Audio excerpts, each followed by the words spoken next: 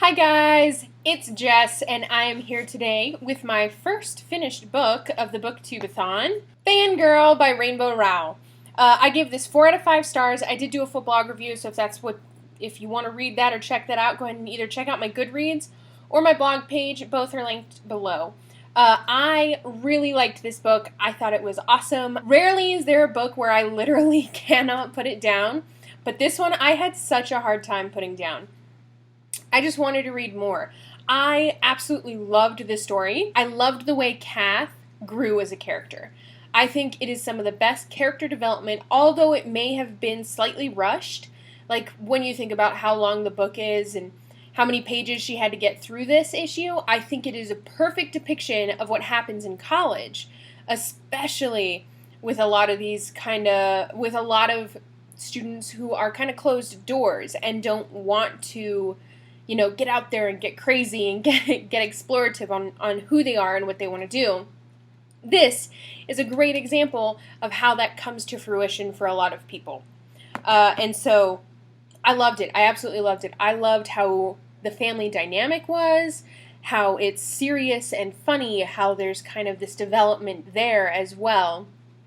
I really adored Levi and the way Levi was written. I think we all know somebody who's like that, who's maybe obnoxiously happy, and Levi just kind of reminds me of that person.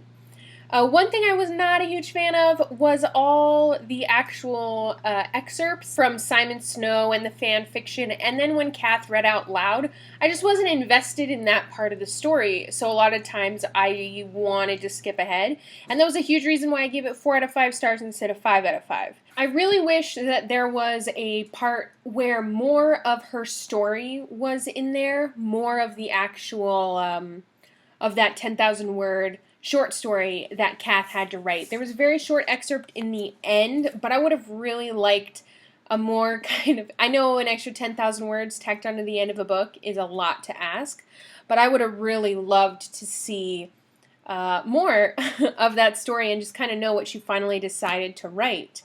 But beyond that, I absolutely adored it. I absolutely loved it, and it makes me excited to read more of Rowell. I loved Eleanor and Park. I don't really know what else is out there by Rowell. I'm sure there's a whole slew of books, so I'm very excited to get into that.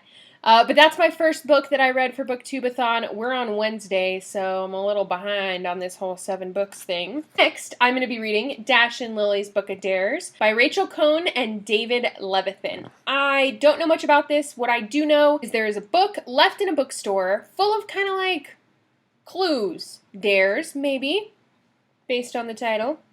And Dash, I assume, gets a hold of it. And then it kind of goes back and forth. And so it's kind of an adventure, romance.